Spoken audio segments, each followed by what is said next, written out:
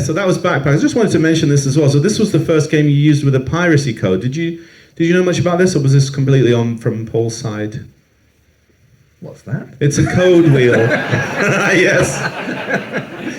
See, everyone here knows what that is, don't you, right? This is the thing that stopped you from copying it to your mate, see? This is the thing that might have saved the pyramid. Good God. But, so we'll come to that in a second. But you said you had a story about this because the pyramid ultimately really didn't make a lot of money for you. Okay, well, I think this is a good story. Yeah, please. We'd love to hear it. I've not told Allan this one because I thought he'd like to hear it fresh. Yeah.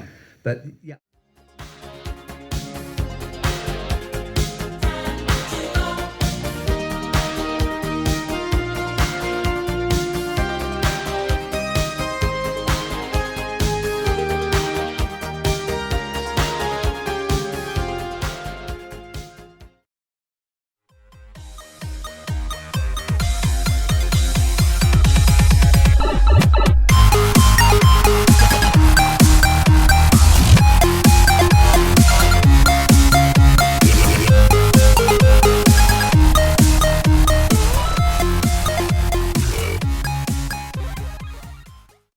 So we've got a few prizes for that as well. I'll be back in just a second, and then we'll be ready to start.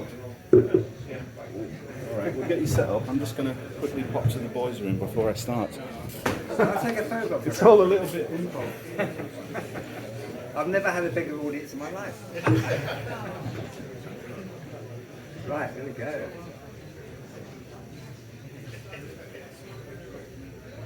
Got it.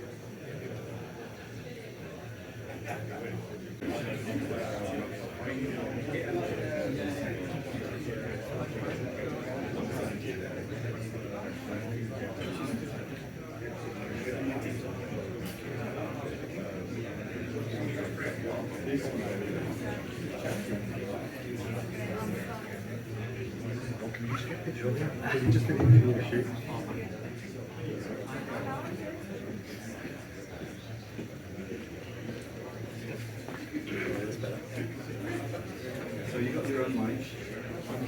Perfect, thank you. I'll tell you what, you can reciprocate. I need to record this moment. Yeah. Can I get you to take a picture of my camera? Sure, of course I can. Just, Perfect.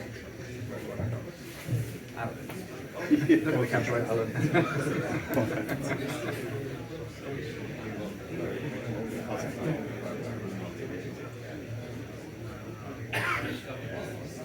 Do you want to do one from the other side?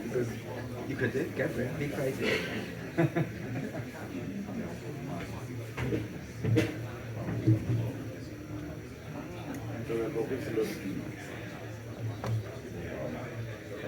You all had a good day?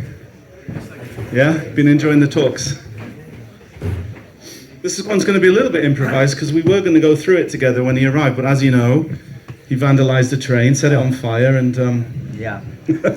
Set up at 8 o'clock this morning from Leeds. No, from Ilkley. Didn't get to Leeds till 11 o'clock. Wow. Well, I guess you all know who this is, but after a sort of 40-year hiatus, I'm very, very happy to be sharing a stage with none other than Mr. Bob Hamilton. Please give him a warm welcome.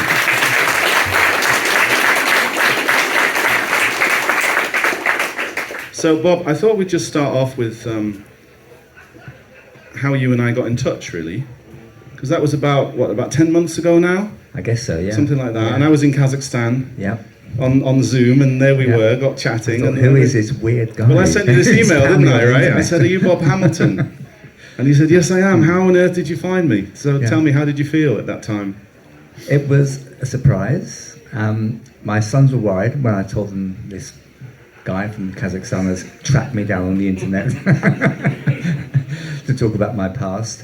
But no, it's very cool because I had absolutely no idea that this world existed. Seriously, I had no idea at all that this whole retro thing was going. Absolutely, yes. I was that oblivious to it all. So to find out that you were actually interested in actually revisiting the games and moving them forward and writing some code again, we'll talk about that. Really exciting. Yeah, we wanted to talk about the work that you'd done and the influences and so on. And then as we got to know each other, I said, listen, why don't you come and do this chat? You know, people would love to see you. So it's. I said, what?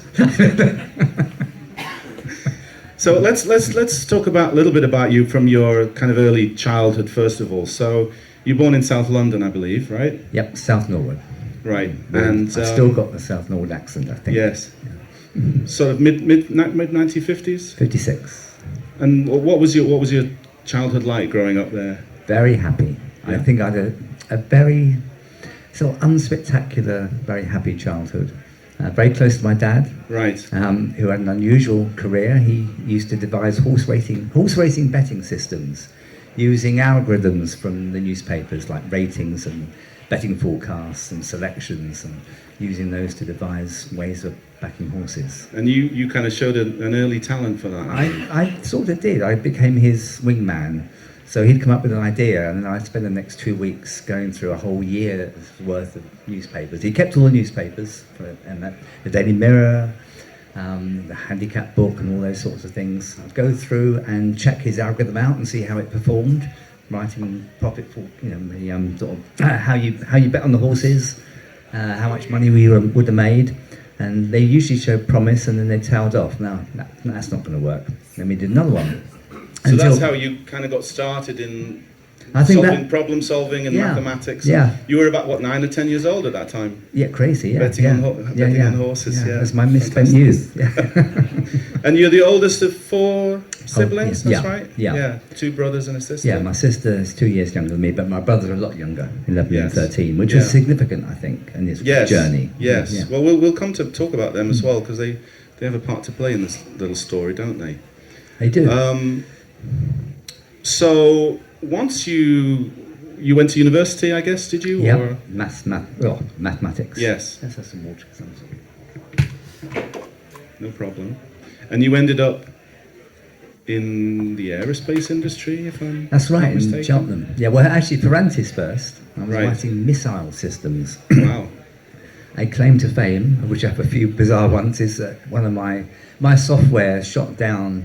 I wrote software for the Exocet missile. Wow, Shot down right, something. No. I've got to get this right. What, the Falklands? No. I think it was a gun software that shot down a missile. That's right, something like that. I should Right. remember this really. Well, indeed. Yeah.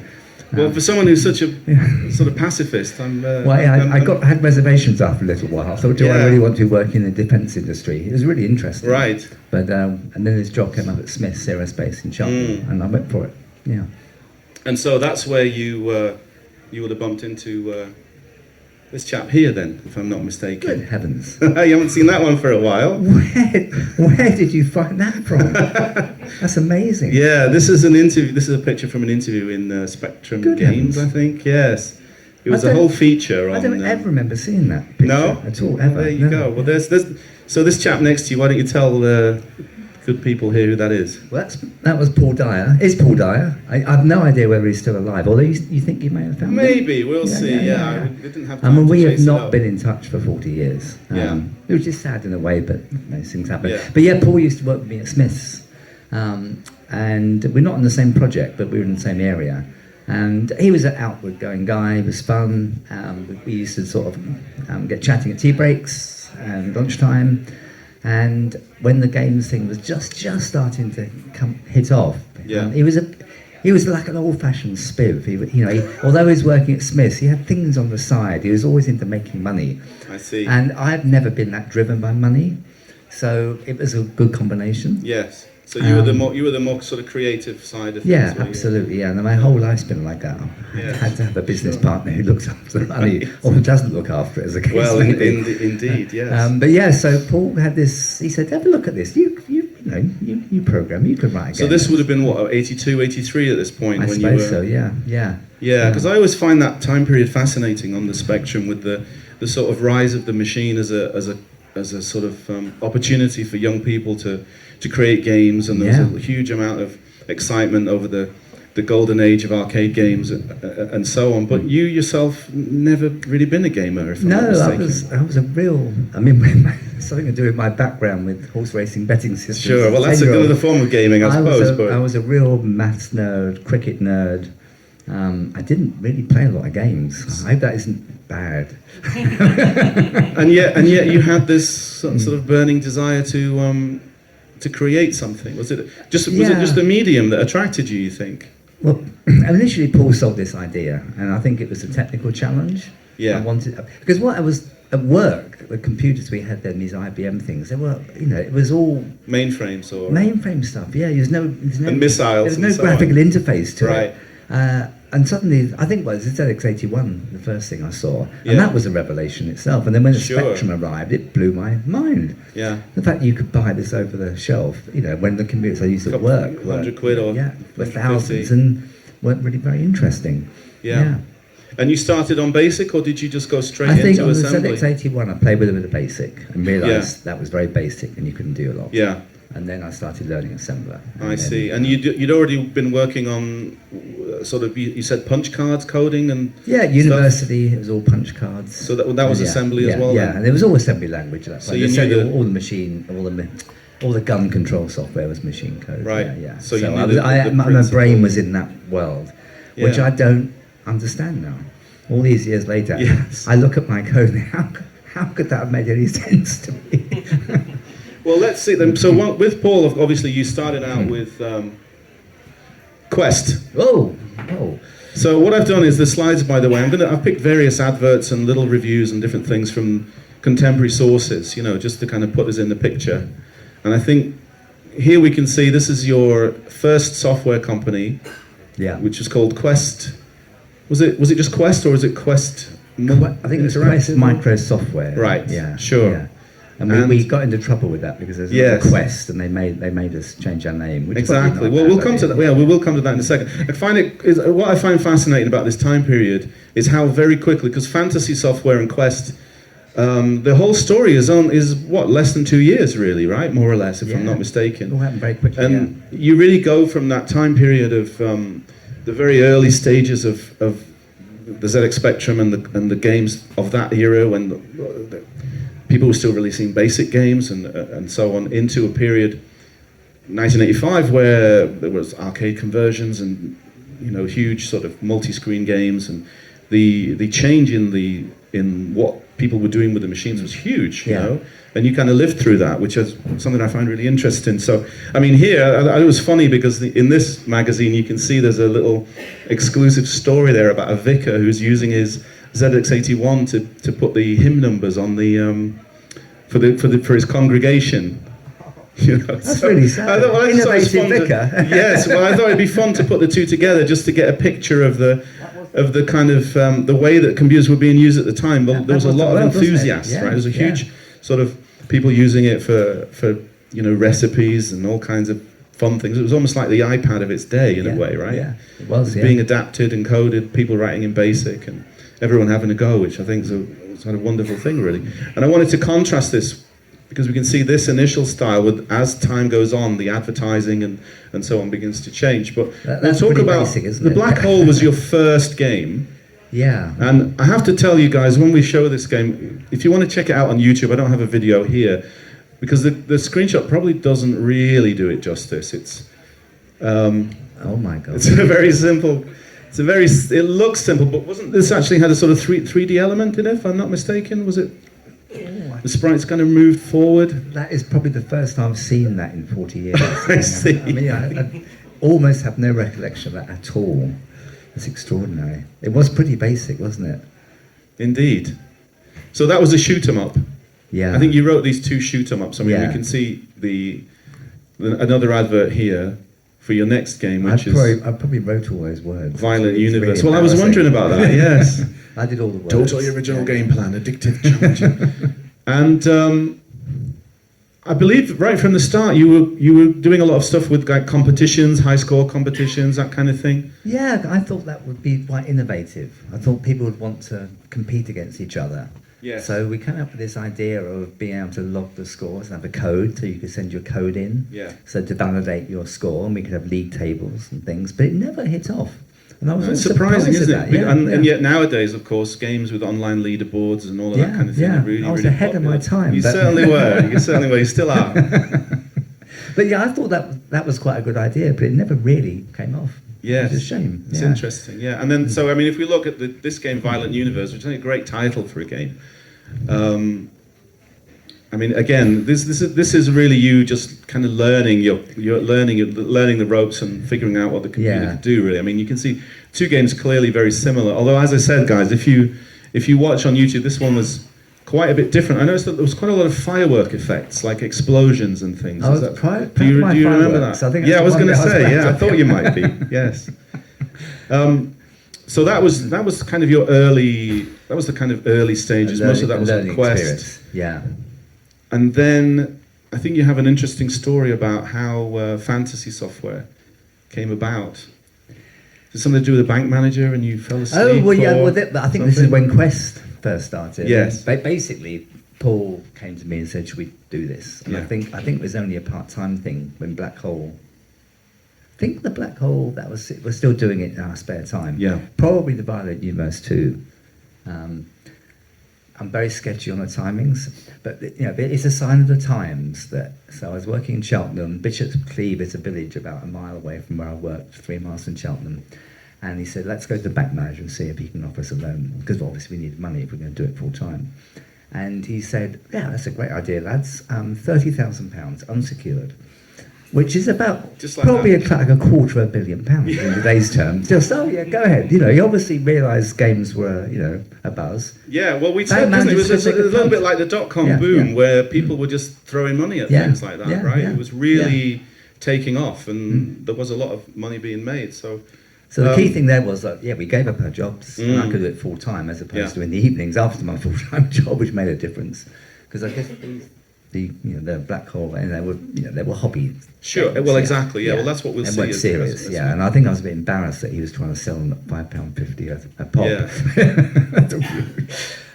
But yeah, so we bought some offices, or Yes. rented some offices. And is it true that you fell asleep in the bank manager's office when you were having a meeting? Pretty much, yeah. And then you No. woke up and said, "Let's call it fantasy." Is that right? I mean, if I'm not mistaken. Something like that. Very close. Yeah. Just trying to Yeah. jog your memory a Yeah, little bit, yeah. obviously. As I said, it's a bit of an improv. So what I wanted to show you here, though, of course, this is another magazine article here, and you can see just there you've got Quest, the Black Hole, your game there, and obviously you'll notice another game there that some of you may have heard of.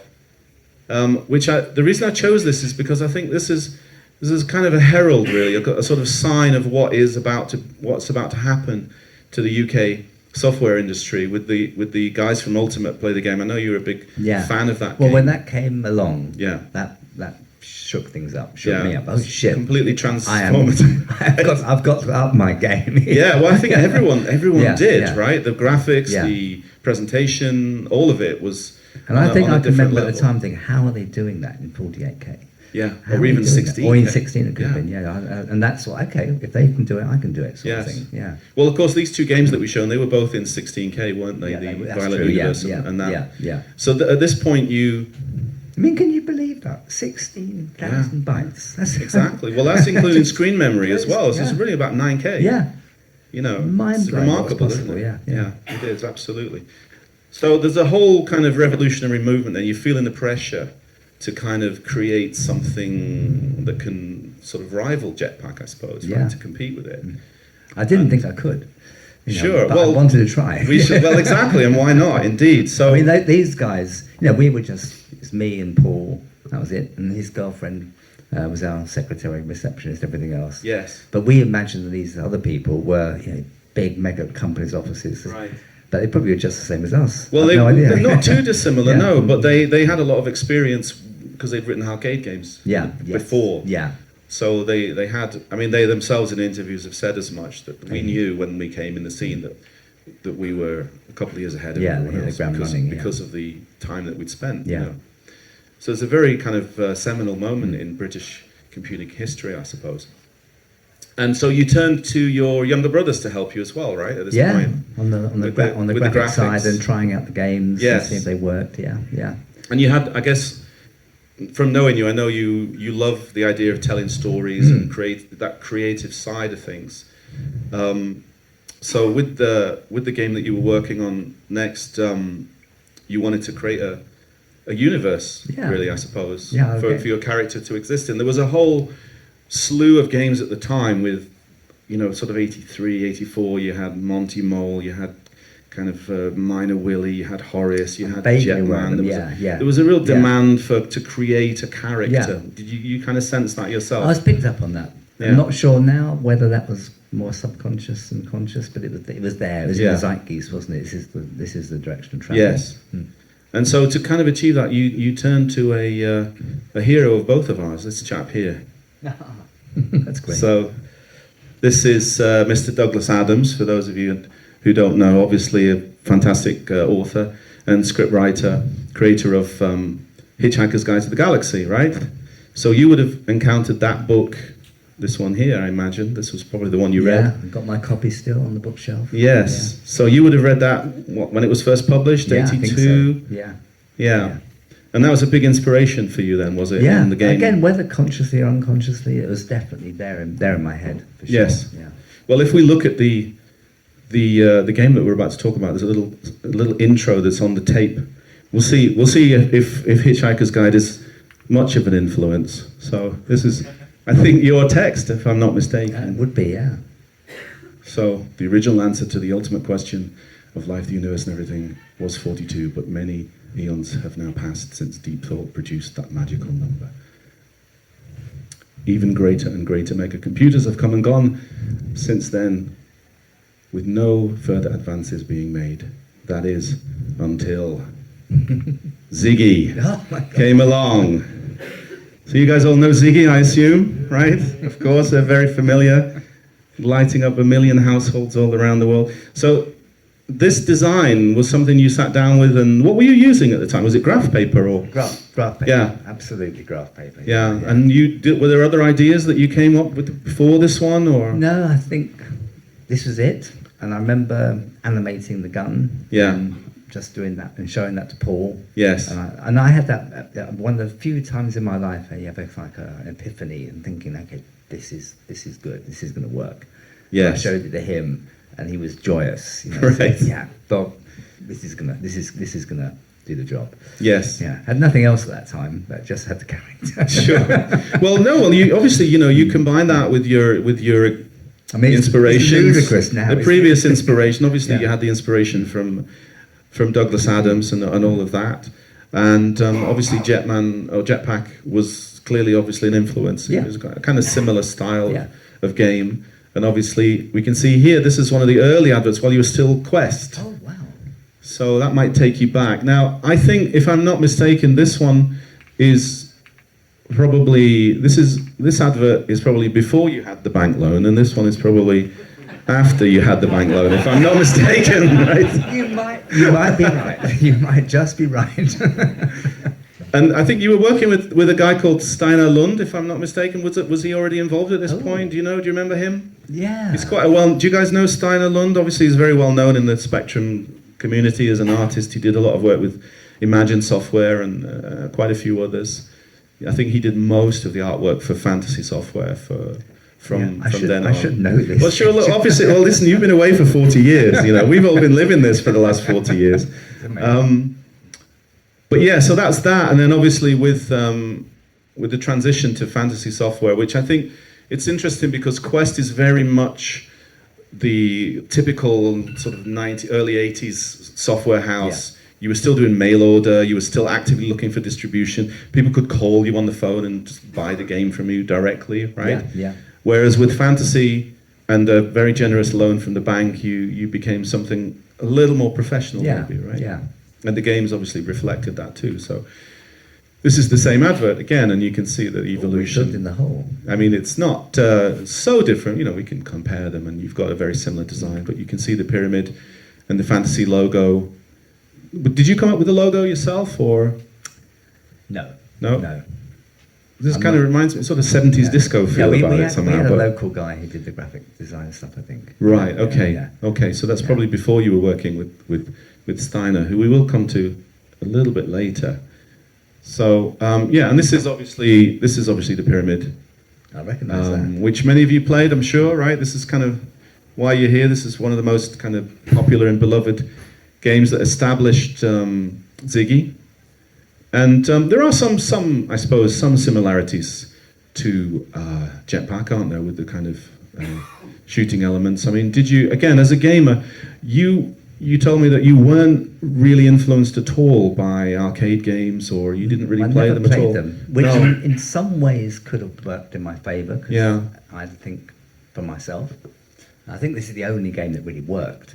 I think the others were, had good stories. Sure. They looked good. They didn't play very well. Well, there is this is an interesting thing, because we'll see over the time, you'll see that your sort of desire to be a storyteller, to be creative and everything was really what was driving you, but that wasn't necessarily what was driving Paul and what the business needed, and that's how things kind of changed and ultimately led to you moving on from coding games and so on. It's probably a familiar story. I mean, he was very driven by money and success. Sure. And I wasn't really. I just wanted to be creative. Yes. And again, we can talk a little bit about what you've been doing since as we go on. If we move on, then, so there's the Pyramid, and there things got a little more professional. You started using the sort of what they call rave cases nowadays. The clamshell style. Yeah, was that your choice, or was that Paul? Or I think we had options, and we chose that. It just looks a more expensive sort of product. Sure.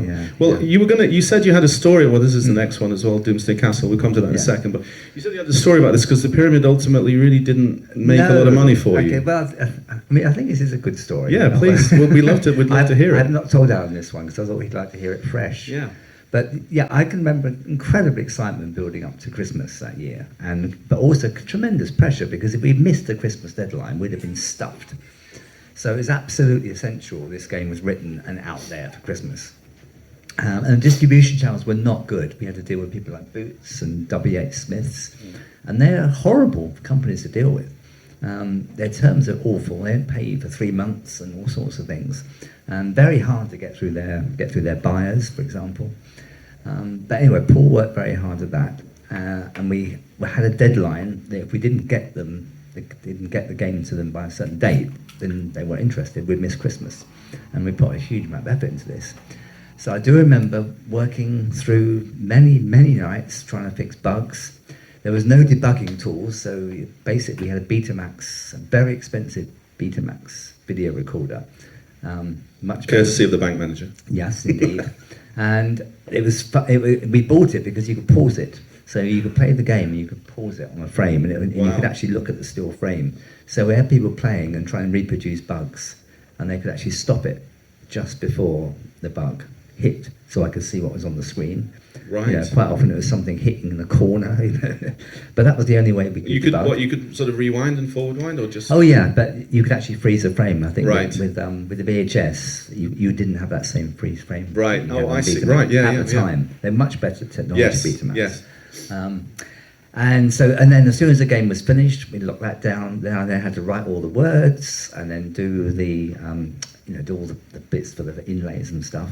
We had the printers lined up for a certain time. We had the tape duplicator set up for a certain time. Yeah, I know all of this stuff. And of course, tape duplication was something you ordered months in advance because it was mainly for music. Right. And trying to get slots was very difficult. So we had all that lined up. And everyone else wants that Christmas point, don't they? So absolutely. It's all the mad rush. And of course, you pay through the nose for that. So we had all this lined up, and it all went ahead. It was incredibly exciting. Had all these games going out, and it was the year. I mean, you might know more about this than I do, but the Top of the Pops had a games chart. Right. You know about that? Vaguely. And yes. my memory says we're number 1, but I think it's possibly 2 or 3 in the Top of the Pops games chart. I see. And of course, every kid in the country wanted our game. Every kid who had a Spectrum wanted our game because it was up in the charts. And we didn't have enough. Every shop sold out overnight. Wow. We know W.H. Smith in Cheltenham, they because we were in Cheltenham, they actually phoned us up and said, can we have 100? And they sold them in a day. Yeah. Wow. Around the country, we'd made ourselves. Well, you made this transition from that kind of almost like a mail order company, and suddenly you had this hit, and the demand was so high that the supply just couldn't keep up. But the distribution channels were so limited then, and so in the early days, that every shop in the country sold out overnight. Yeah. We couldn't get them any more into the shops. We had Right. There's no more tape duplication capacity. Right. We got some made. We had loads made because Paul was thinking, okay, we've got to get them out there. So we paid through the nose for thousands to be made. Yeah. But by the time we got them into the shops, it was too late. Christmas had gone. We'd fallen out of the charts because there weren't any copies selling. And then we were landed with thousands of copies we didn't sell. And and also, of course, because a lot of the kids who couldn't get the game would have just used their own tape duplication service at home, right, and copied the game for themselves and give it to their friends. Not even probably wanting to buy it, but just not able to. I'll just get a copy off my mate, and then by the time you get them out there, they've already got a pirate copy, and you kind of So that's a real kind of, I guess, a big missed opportunity. Well, it was to kind of get money to invest in the next sort of project. I think financially it would have made a difference because we were then always playing catch up. We were in debt then, which is not a good place to be. And we were taking on people to convert the games to Commodore 64. I think my creativity was running a bit dry and I was exhausted. Sure. And of course, a few weeks passed at that time, and then another new game has come in. So it never did get back in the charts. We were never able to shift. So there's always that pressure to create the next title, which obviously we've got. This is Doomsday Castle, which you described to me earlier as your difficult second album. Very difficult, right? yes. If we think about the first two games as kind of singles, and then the Pyramid is like the first album, and this is like your difficult second album where you're expected to reproduce the magic of the first one. It's as if I've never seen that. Well, this is all from contemporary sources, Amazing. From the magazines of the time. So I don't recognise that at all. That's incredible.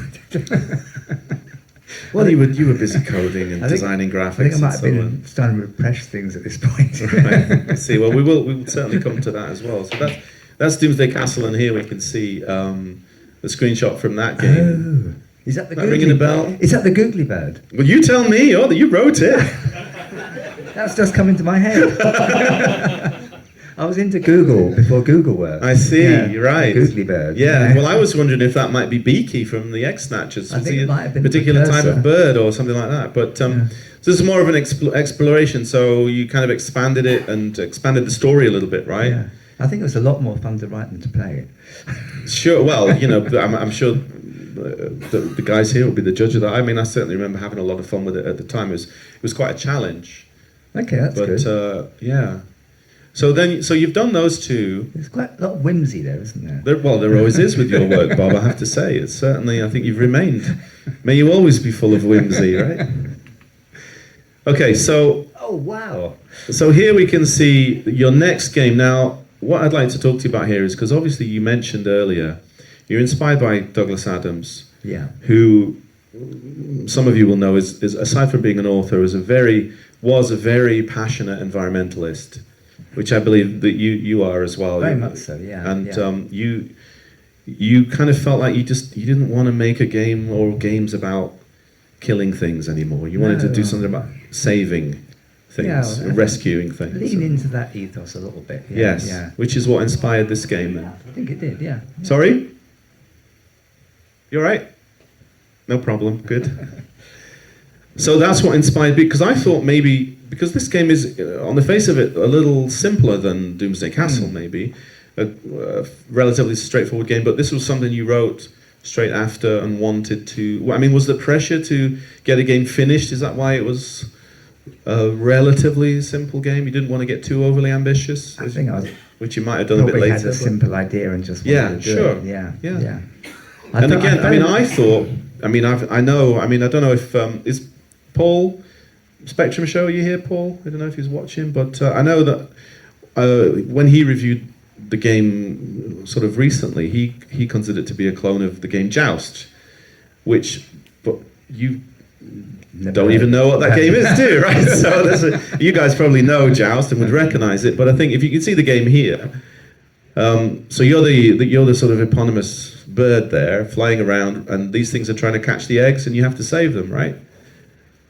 if I remember rightly. I mean, that I do remember because I think I fell in love with Beaky a bit. Yes. Trying to get him to land and the takeoff. Right. And I think Well, that's the creative side of quite it coming enjoyed out, that isn't side it? of Yeah. Yeah, I really enjoyed that side of it. I think we can probably say that this was somewhat inspired by Jetpack as well then, perhaps, because if you haven't played... I mean, Jetpack is, of course, for those of you that know, and kind of game historians like myself would say Jetpack is influenced by Joust, which was also platforms of flying, at least it's slightly different, but... I mean, I'd be aware of platforms, I'm yes, sure. well, I think that's probably the influence there, isn't it? And that's... The thing I find interesting about this, and I do have some sketches here, so this is from a guy, this is from Steinerlund. He actually was working on this. This is I got this from TZX Vault, I think, about games that were never completed, and we'll talk about that. But this is from Steinerlund's initial sketch. Oh, how cool. Which was then fleshed out to this one. Yeah. Right? And that shows the 3 games, and what I find interesting here is that you very clearly, you can see there's the pyramid there, there's Doomsday Castle there, there's Beaky there, so the whole thing, all of your games taking place in the same universe. Yeah. Right? So there you were ahead of your time again there, look. Was I really? Wow. You invented a sort of... the Ziggy-verse, right? Well, that was the idea. As you said earlier, you wanted to do it. So you're telling the stories, you wanted to create, a bit like with Hitchhiker's Guide, right? In a sense, that Adams created this universe in which various different stories could take place and different characters could exist, and that was really your sort of, the thing that was driving you, right? It was the thing that was keeping you going. And I was really enjoying writing the words and coming up with that side. Well, exactly, and that's kind of, you kind of moved more into those creative hobbies when you kind of left the scene, didn't you? So so let's move on. So now that leads me on to this game, which you told me you don't even remember. No. Not written by you. If you'd had a different... How many people here remember this game? Anyone? No? You're one person, right. So it's a little bit obscure. You remember it, do you? Okay, thanks. I can honestly so what's say, interesting about the blurb about this, obviously it wasn't written by you. Is that obvious? I can't read it from here. But, well, it wasn't written by you, I can tell you. If you don't remember it, No. there's a reason you don't remember it.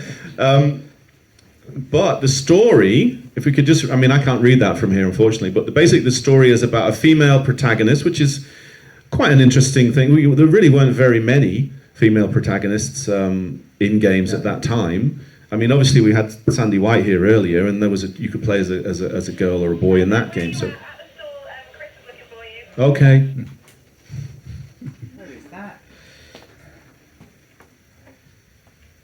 You all right?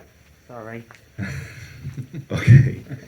But again, this took part in the Ziggyverse, and there's another character, there's a female character who's a kind of a friend of Ziggy. I don't know, it's a romantic interest or just a purely platonic, who knows, but I think I just thought we'd include it because you were obviously, maybe this was more to do with Paul. Maybe Paul was trying to expand. You mentioned conversions and getting other coders involved. You were obviously getting tired. He was a businessman. Yes. I didn't really have any interest in the business, so I had brought other people in, but I was still working on my own. Yeah. And of course, we now know the games industry is a huge teamwork thing. Teams of thousands of people. Yes. The game. Yeah. But I've only ever worked on my own. That's the nature game of my itself. personality. And of course, we could also mention at this time that by now you told me that your father had passed on before you got into the industry. So you were, to some extent, were you also supporting your family at that time? Your younger siblings and your mom? Not financially, but spiritually and emotionally. Yeah, sure, my two younger of brothers. course. You became a kind of father figure to them. So yeah. that was also obviously something that you were dedicating your time to and perhaps wanted to give more of a priority to. So then we move on to the, what should we call it, the magnum opus, the kind of... So, ask you a question here. So the driving came before Backpackers. Yeah.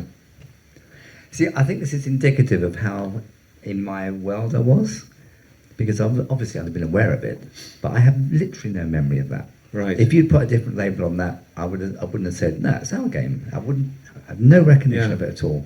And I think that's I was so in my own world. Yes. And I think Paul was happy to let me just do my thing, and he did his thing. Yes. So it'd be no communication. Sure. Yeah. And you weren't really aware of people playing your games or No. any of that either? Just you were just really. very focused on that. Yeah. And obviously, you told me you did a lot of running at the time as well. You were quite a intense. You were driving yourself physically and mentally, yeah, I right? don't know, yeah, I'm not sure. There might have been some sort of a reaction to spending so long on a computer that I needed to do something physical. And I've always been a little obsessive. Yeah. So I got into running, then I got into marathons and got into ultra running. So I was 85. I ran a 100-mile race in the States, called the Western States Endurance Run, which is now like one of the most famous races in the world, and it's incredibly hard to get into. My son is trying to qualify for it. He doesn't expect to be able to qualify for about 20 years. And you completed it. Yeah. Wow, that's amazing, isn't it? So that was the other part. Not many coders can say they've completed a 100-mile race, can they? Road race. You could have just run here, Bob. I've been almost as quick. Not now. I'm a bit slower than I was. Sure, but you still do it. Still run. Because you're very sprightly, I have to say. Yeah. You know, you're in good shape, aren't you? Yeah. So nice, yeah. So let's take a look. So this is fantasy. Fantasy is bringing back Ziggy. So the last couple of games, probably weren't such big hits. And as you said, the pressure, the financial pressure, perhaps you weren't necessarily aware of, but certainly Paul would have been, that the next game has got to be a hit, right? And you were in the situation where the next game's got to be a hit just to pay for the previous one, right? Yeah. And that was something that a lot of these companies that went to the wall, I mean, obviously Imagine Software is probably the most famous example of that, but a lot of companies from that time period were either bought up by bigger, bigger fish came along and took them over, and the whole industry changed dramatically. It became a multi-million pound industry, and the kind of single bedroom coders like yourself, it was impossible to compete with that kind of that level of competition, really. So, but as you can see here, you planned a whole series, Backpacker's Guide to the Universe. So why don't you tell us a little bit about the Douglas Adams' reaction to this? Because at this point he became aware of you. He did, or at least I'm not sure he was very fussed about it. His lawyers became aware of you, yes. All the games. We found out that he was also, or someone had basically got a game coming up on the back of Hitchhiker's Guide to the Galaxy. It was an adventure game, not a graphics. It's a very popular one, yes. Yeah. And so we got a letter from the lawyers saying we shouldn't. I can't remember now, but cease and desist is what they call it, right? Something like that. Well, I don't think it was quite as harsh as that, but it scared the shit out of us. Which is obviously their intention. Yeah. And because I was mortified, because Douglas Adams was my hero. Of course. I didn't want to upset this man. You've trodden on Douglas's toes. And it never occurred to me there'd be a problem. Sure. Well, it's not very close, is it? I don't. I was so naive. It didn't occur to me. But you really considered it a tribute, right? You were absolutely wanted to show. But the lovely thing was, I mean, obviously the lawyers could have come down as hard, but in the end, all they wanted was for us to post 3 full-page ads in 3 leading magazines, saying that our game has nothing to do with theirs. And that was all. Yeah. So I imagine Douglas actually said, "Oh, don't worry about it." Yeah. Well, I would say that obviously you never met the guy, but I imagine he would have been very similar to you, very creative, not that fussed about the money side of things. He was obviously, cared about the environment and various. I'm not too dissimilar myself either. I think there's a certain. We all have that ethos that we share, which is why we've kind of got to know each other quite well over the last 10 months or so. We've become pen pals, basically, just talking about photography and classic films and various different things. It's been a real pleasure for me. So the plan was obviously to expand the Ziggyverse a little bit, create this kind of storyline with 3 different games. Again, pretty ambitious. Ridiculously ambitious. Well, really, we probably would say overly ambitious. I think I possibly knew then I hadn't got 3 games in me. Yes. I didn't want to tell Paul that. I see. Well, here we can see this is the artwork for that. It's a beautiful image there. Again, I think that was Steiner Lund again. And this was a very environmentally friendly game. Again, if I'm not mistaken, the idea was to rescue the sort of endangered species, various alien endangered species. Yeah. Yeah. I think the idea was actually quite interesting and original. Yes. Because you had to work out which animals you could put together. Otherwise, they'd eat one. Right. Oh, yeah. That's fascinating. Yeah, and it's interesting because those kind of game mechanics have become popular and been used in games in the sort of 90s and into even into the modern day. But this is a very early example of that, where they. Ahead of my time again. Well, I keep telling you that, Bob. You know, 40 years. You have to wait 40 years until you come around. Now we're catching up. So yeah, so that was Backpack. I just wanted to mention this as well. So this was the first game you used with a piracy code. Did you know much about this, or was this completely on from Paul's side? What's that? It's a code wheel. Yes. See, everyone here knows what that is, don't you, right? This is the thing that stopped you from copying it to your mate, you see? This is the thing that might have saved the pyramid. Good God. But that's a code wheel, and it's, of course, anti-photocopyable.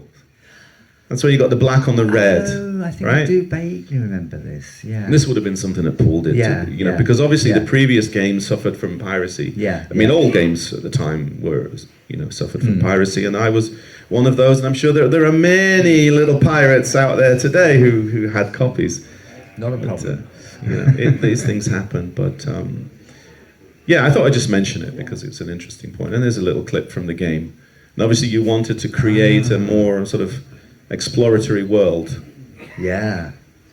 Well, that brings back memories. Yeah. And Ziggy walks, doesn't he? He walks. He does, His capsule. But he wasn't. He intended him to have a capsule and to walk around, if I'm not mistaken. Perhaps he just didn't have the memory or the time to implement that.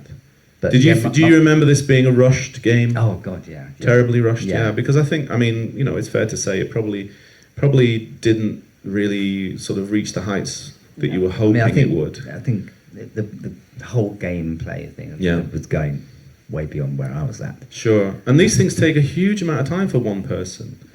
Yeah. And by the time you've sort of 6 months, 12 months in, then all these other games have come out, and all of a sudden things are getting bigger and faster and very difficult to compete. You find yourself, if you look at a game from 85 to 84, there's a huge change, and this game would have been, massively successful if it had been released in early 84, but then by 1985, things had moved on. Games like Saberwolf and Underworld and various things, even Night Law and so on, were really, again, we mentioned Ultimate. I mean, obviously there were other companies that were pushing those limits as well.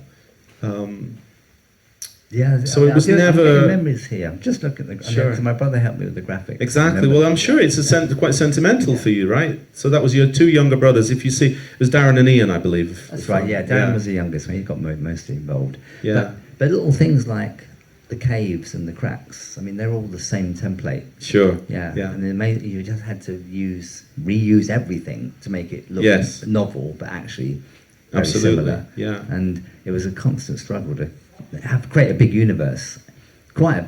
Sure. Well, there's a lot of love gone into this. You can clearly see that. So we'll just skip ahead just a little bit. This is talking about. This is a letter from Paul to Steiner Lund about the design of Backpackers 2, right? So there was a concept, and if I'm not mistaken, I might have to come over to read this, but would that be your handwriting at all? At the top there, does that look familiar? It does. Yeah. So I'll have to reach over. Oh, you read that. Good. Do you remember this? It's extraordinary. I don't remember it at all. No. This is a sketch. That is definitely my handwriting. This is a sketch from Steiner Lund for a concept art for Backpackers 2. Now, your handwriting isn't the easiest to read. You can clearly see you're a very creative individual, Bob. But Steiner, this is great. We've decided to place more emphasis on the pyramid structure. The game may be called Super Pyramid. Does that ring a bell? No. Okay. I thought of the idea of the objective being to discover in the pyramid a cosmic Rosetta Stone with which Ziggy can translate the runes on the stone, giving the name of the planet, and it's the location of the Great Plug, which is, the story of Scarthax and the Great Plug, right? He's like the sort of Sauron of the Ziggyverse, I suppose you could call it. And finding close by design the runes that I need on the stone, I had to use straight lines to make the computer representation easier. Just a thought, is it possible to have a starburst effect with the setting sun? So does that ring a bell at all? No. Was it planned to expand the Ziggyverse with the Super Pyramid? None of that makes doesn't ring a bell. Literally no memory. Because let's talk about. Well, we're going to finish up now, but obviously you did indeed kind of at this point ride off into the setting sun, so to Sort speak. of burnt out. Yes, yeah. I mean, one of the things, we'll just touch on it briefly, but some of you guys will know I'm a huge advocate of men's mental health. Guys our age, we don't really talk about that kind of thing. Not and much, no. Some of us It's suffer getting from... better. Yeah, well, it is, and that's why we should be open about it. And so you kind of had a burnout at that point then. You really just... It was done. I mean, I remember getting to a point where I was like thinking in machine code, so thinking in simple language. While running a 100-mile marathon. I could see something and I could actually sort of visualize the code I needed to get there. And so that's not a good place for your brain to be in, perhaps, Yes, yeah. Plus also the pressure and not... I mean, I think only now, when I'm nearing 70, do I realise how important sleep is. I always used to regard sleep as a nuisance. I'd try to get away with as little as I could. Yeah. I got 7 hours last night. I can probably only have 5 this night. Sure. Well, that's the kind of message we want to give, really. All of you, obviously, none of us are getting any younger, and eat well, sleep well, exercise, and enjoy life and socialize and so on. So just to kind of we're going to wrap this up now. But of course, the one thing that we also want to talk about, myself as a coder as well, so we're really delighted to be able to say that, as you've probably seen, we had this box set with Colin Stewart, who we worked with, and so we're going to be working with you, Bob, to do a box set of the original games. We're going to do add some music, maybe recode some of them, and then in time we're going to actually work with you to finish this trilogy, to actually create those 3 games again over the next year or 2. So that's going to be a little project for us to work on. Bob will be the consultant. He's not going to be doing any coding. His code brain was fried, and there's nothing left for that. I wrote my last bit of code 6 years ago. Yeah, but hopefully... There was the Ebola outbreak. Right. And I wrote a bit of code for sort of text messaging and monitoring of people, and I've not written a line of code since. Yeah. So we'll see what happens with that, but if we make a bit of progress, then perhaps you might come back next year, perhaps not to do a speech, to talk, but just to, maybe sign things and say hello and be a part of the community again. Just for, come back after... You said to Paul, I need a break. You had a 40-year break. I reckon that's long enough. I think it's about time you came back into the fold. So thank you very much for joining us today, Bob. Please give a warm round of applause for a wonderful talk. So Bob's gonna take a bit of time now to do some signings. You can have a little chat. Please kind of rush through as you can quickly, because a lot of people I'm sure want that. So Bob, you're going to be here for the rest of the evening. He's as you can see, he's a very affable guy, very approachable. You'll have a chance to come and talk to him later on. So we'll have 10 or 15 minutes to do that, and then we'll have the raffle, right? And we've donated one of our box sets for that raffle, and there's a lot of great prizes. So thank you guys. And I should say I brought a couple of things along. The only things I could find, which I discovered at my mother's place when I went down a few months ago. Sort of code and stuff like that. A book of a code listing and my original notebook where the code was written. Well, you and I can have a talk. You and I can have a chat about that, and then maybe next year we'll do something with that. Yeah, that sounds great. Okay, thank you so much, Bob. Thank you, Allan. And what a pleasure it's been to get to know you over the last year or so. It's really nice. Thank you. Take care.